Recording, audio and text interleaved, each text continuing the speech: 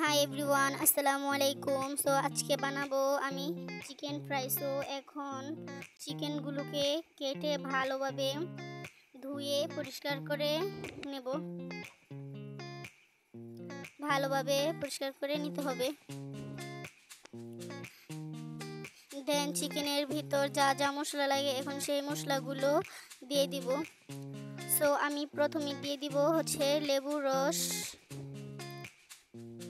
দেন আদা রসুন বাটা, কিছুটা লবণ, হলুদ গুঁড়ো, মরিচের গুঁড়ো, একটুখানি জিরের গুঁড়ো দিয়ে দিব, গোলমরিচের গুঁড়ো, হজফাকি, দেন একটুখানি সস। আমার কাছে সয়া সস ছিল না তাই দিতে পারিনি, বাট ইগনোর, না দিলেও চলবে।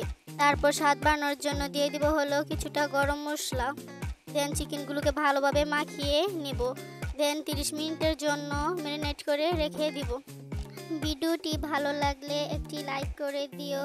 তারপর আমি নিয়ে নিব হাফ কাপের মতো ময়দা এবং স্বাদ বাড়ানোর জন্য দিয়ে দিব একটুখানি লবণ, হলুদ গুঁড়ো, কিছুটা মরিচের গুঁড়ো, হজের গুঁড়ো, জিরের গুঁড়ো। দেন এগুলোকে ভালো করে মিশিয়ে নিব এবং একটা বাটিতে কিছুটা ঠান্ডা পানি নিয়ে নিব। তারপর চিকেনটাকে ময়দার সাথে লাগিয়ে নিব। চিকেনটার সাথে ময়দাটা লাগানো হয়ে গেলে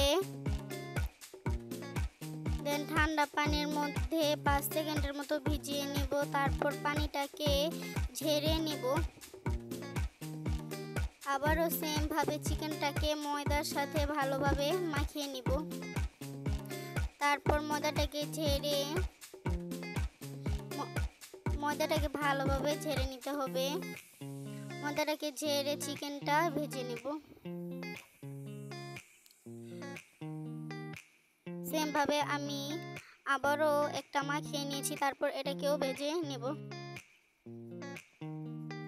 একটু উল্টিয়ে পাল্টিয়ে ভেজে নেব।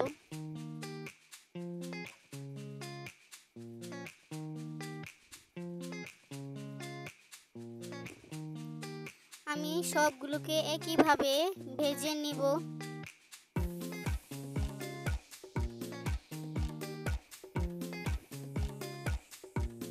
সেমভাবে আমি আবারও দুইটা ভেজে নিলাম।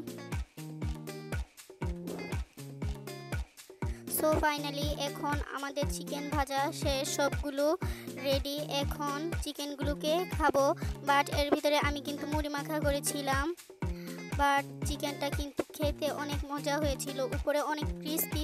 আজকে এ পর্যন্তই। আর যারা এখনও আমার চ্যানেলটা সাবস্ক্রাইব করো নাই, সো এখনই দেরি না করে সবাই সাবস্ক্রাইব করে ফেলো। আল্লাহ হাফিজ।